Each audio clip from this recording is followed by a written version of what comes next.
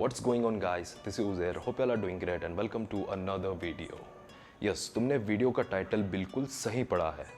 आज इस वीडियो में मैं आप लोगों को बताऊंगा आप किस तरह से लेग वर्कआउट करके तुम्हारा चेस्ट फैट लूज कर सकते हो।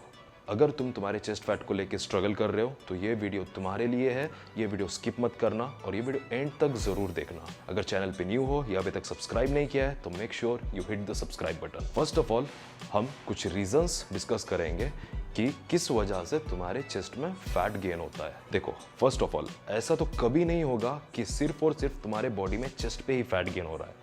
अगर तुम्हारे चेस्ट एरिया में फैट है तो इसका ये मतलब है कि तुम्हारा overall body fat percentage high है।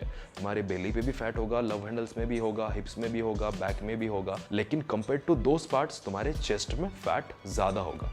बिकॉज सबका बॉडी टाइप डिफरेंट होता है और सबके बॉडी का अपना अपना एक फैट कैरिंग एरिया रहता है। फॉर एग्जाम्पल अगर मेरी बात करें तो जब मेरा बॉडी फैट परसेंटेज हाई जाता है तो मेरे लव हैंडल्स में compare to other body parts ज़्यादा फैट गेन होता है। तो उसी तरह अगर तुम्हारे बॉडी में चेस्ट में फैट ज़्यादा है तो इसका ये मतलब है कि तुम्हारी बॉडी चेस्ट में फैट इजीली स्टोर कर लेती है। तो अगर तुम्हारे चेस्ट में फैट ज़्यादा है तो इसका ये मतलब है कि तुम्हारा overall body fat percentage high है।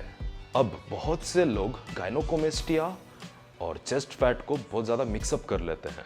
फर्स्ट ऑफ ऑल, गायनोकोमेस्टिया एक बहुत ही डिफरेंट चीज़ है। अगर तुमको गायनोकोमेस्टिया है तो तुम्हारा बॉडी फैट परसेंटेज लो रहने के बावजूद भी तुम्हारे चेस्ट एरिया में थिकनेस रहेगा, पफीनेस रहेगा और एक बल्की लुक नजर आएगा। बिकॉज जिन लोगों को गायनोकोमेस्टिया होता है तो उनके निपल्स के नीचे ब्रेस्ट टिश्यूज फॉर्म हो चुके रहते हैं और ब्रेस्ट टिश्यूज फैट टिश्यूज से डिफरेंट है। तो अगर तुम्हारा बॉडी फैट परसेंटेज लो है और फिर भी तुम्हारे निपल्स में पफीनेस है, तुम्हारी लोअर चेस्ट में पफीनेस है, तो इसका ये मतलब है कि तुमको गायनोकोमेस्टिया है। और अगर तुमको गायनोकोमेस्टिया को कम करना है तो you have to do a surgery.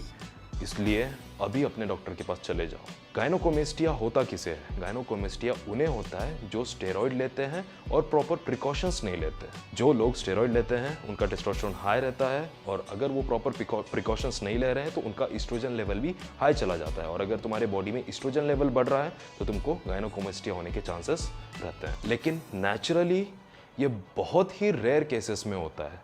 Naturally किसी भी गायनोकोमेस्टिया नहीं होता। अगर कोई बंदा जिसे बहुत ज़्यादा हार्मोनल इम्बैलेंसेस है, बहुत ही रेयर केस है, तो उसे ही ये गायनोकोमेस्टिया नेचुरली होगा। फिलहाल इस वीडियो में मैं चेस्ट फैट को डिस्कस करने वाला हूँ, तो जो गायनोकोमेस्टिया का टॉपिक है वो बाजू में रखते हैं।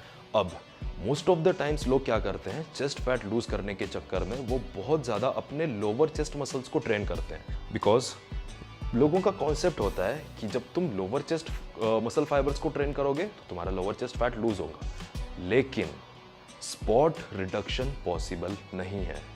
तुम कोई भी एक्सरसाइज करके एक पर्टिकुलर एरिया का फैट लॉस नहीं कर सकते। बिकॉज फैट एक डेड टिश्यू है, मतलब फैट मेटाबॉलिकली इनएक्टिव है। तुम फैट में कोई मूवमेंट नहीं क्रिएट कर सकते और ना ही फैट में कैलोरी बर्निंग प्रोसेस होती है। Because fat itself is a calorie storage. तो जो भी तुम एक्सरसाइज करते हो तो उसमें तुम अपने मसल्स को ट्रेन कर रहे हो और मसल एक मेटाबॉलिकली एक्टिव टिश्यू है। तो जब तुम एक्सरसाइज कर रहे हो तो ऑब्वियसली तुम तुम्हारे मसल्स को ट्रेन कर रहे हो और जब तुम्हारा मसल ट्रेन होता है तो उसमें माइक्रोस्कोपिक टेयर्स होते हैं और वो मसल रिकवरी के बाद पहले से ज़्यादा बड़ा बनता है। तो अगर तुम तुम्हारे लोअर चेस्ट के फैट को लूज करने के लिए लोअर चेस्ट एक्सरसाइजेस कर रहे हो तो इससे तो तुम्हारा फैट लॉस नहीं होगा, बल्कि तुम्हारे लोअर चेस्ट के मसल फाइबर्स ज़्यादा बड़े हो जाएंगे और जो तुम्हारा चेस्ट का स्ट्रक्चर है वो पहले से भी घटिया लगने लगेगा। बिकॉज ऑलरेडी तुम्हारे लोअर चेस्ट में फैट ज़्यादा है और ऊपर से तुमने तुम्हारे लोअर चेस्ट के मसल्स को ओवर ग्रो किया है, जिस वजह से तुम्हारे लोअर चेस्ट का एरिया और बड़ा लगने लगा है। मतलब तुम्हारी लोअर चेस्ट पहले से भी घटिया बनने लगेगी। तो अगर तुम तुम्हारे लोअर चेस्ट के फैट को लूज करने के लिए लोअर चेस्ट की एक्सरसाइजेस कर रहे हो तो stop it right now.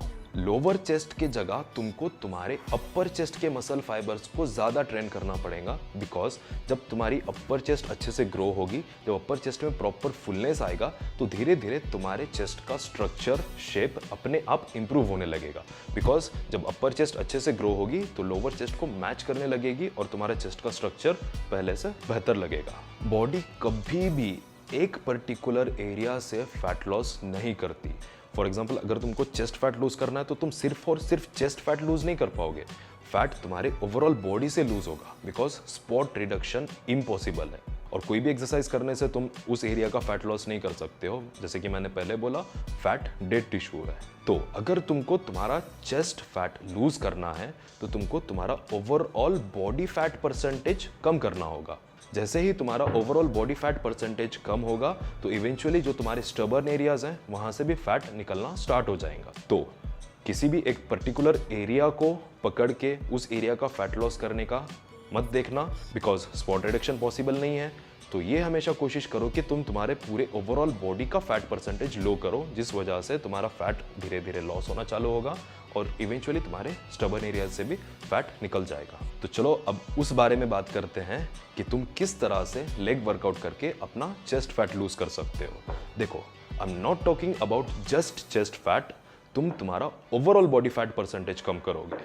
Leg workout जब तुम करते हो तो फर्स्ट ऑफ ऑल लेग एक बड़ा मसल ग्रुप है और जब तुम बड़ा मसल ग्रुप ट्रेन करते हो तो बड़े मसल ग्रुप ट्रेन करने से तुम्हारी कैलोरीज ज्यादा बर्न होंगे compare to other muscle groups. और जब हम लोग लेग ट्रेन करते हैं we do heavy movements like leg press, squat, deadlift, ये हैवी मूवमेंट्स हैं और इन एक्सरसाइजेस में तुम्हारे कैलोरीज बहुत ज़्यादा बर्न होते हैं। और जब तुम लेग वर्कआउट करते हो तो लेग के मसल्स भी बड़े हैं, तो बड़े मसल्स जब तुम ट्रेन करोगे तो कैलोरी बर्निंग प्रोसेस तुम्हारा फास्ट होगा, तुम्हारा हार्ट रेट हाई जाएगा और तुम्हारा मेटाबॉलिज्म भी बूस्ट होगा। और लेग वर्कआउट करने से तुम्हारे टेस्टोस्टेरोन में भी ग्रोथ होती है। तो जब तुम ये सारे चीज़ें कंबाइन करोगे एक प्रॉपर हेल्दी डाइट के साथ, जो एक कैलोरिक डेफिसिट डाइट रहेगा, तो तुम्हारा ओवरऑल बॉडी फैट परसेंटेज धीरे धीरे लॉस होने लगेगा। बिकॉज अगर तुमको फैट लॉस करना है तो तुमको कैलोरी एक्सपेंडिचर ज़्यादा रखना पड़ता है और कैलोरी इंटेक कम रखना पड़ता है, जिस वजह से तुम्हारी बॉडी जो स्टोर्ड फैट है वो धीरे धीरे बर्न करने लगेगी। तो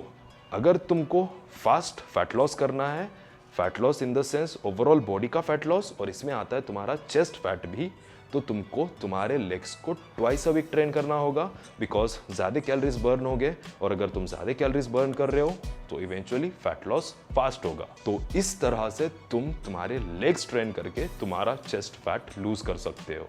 आई होप गाइस कि तुमको ये सारे पॉइंट्स अच्छे से क्लियरली समझ में आए रहेंगे और चेस्ट फैट का जो कॉन्सेप्ट है वो भी तुमको अच्छे से समझ आया रहेगा। तो अगर तुमको तुम्हारा चेस्ट फैट लूज करना है तो तुमको तुम्हारा ओवरऑल बॉडी फैट लूज करना पड़ेगा और इवेंचुअली तुम्हारे स्टबर्न एरियाज में से, चेस्ट में से भी धीरे धीरे फैट कम होने लगेगा। ये वीडियो अपने उन फ्रेंड्स के साथ ज़रूर शेयर करना जो चेस्ट फैट को लेके स्ट्रगल कर रहे हैं या फिर चेस्ट फैट कम करने के लिए लोअर चेस्ट की एक्सरसाइजेस कर रहे हैं, जिस वजह से उनके चेस्ट का शेप और बदतर होता जाएगा। अगर मैंने कोई पॉइंट मिस किया है या तुमको अभी भी कोई कंफ्यूजन है तो तुम वो मुझे कमेंट सेक्शन में पूछ सकते हो और मुझे कमेंट सेक्शन में ये भी बताना कि तुम नेक्स्ट वीडियोस में क्या देखना चाहते हो और नेक्स्ट वीडियो मैं किस टॉपिक पे बनाऊं। अगर वीडियो से कुछ नया सीखने मिला तो make sure you hit the like button और अगर चैनल पे न्यू हो या अभी तक सब्सक्राइब नहीं किया है तो make sure you hit the subscribe button too. So मिलते हैं नेक्स्ट वीडियो में। Till then stay safe, stay healthy and see you in the next one.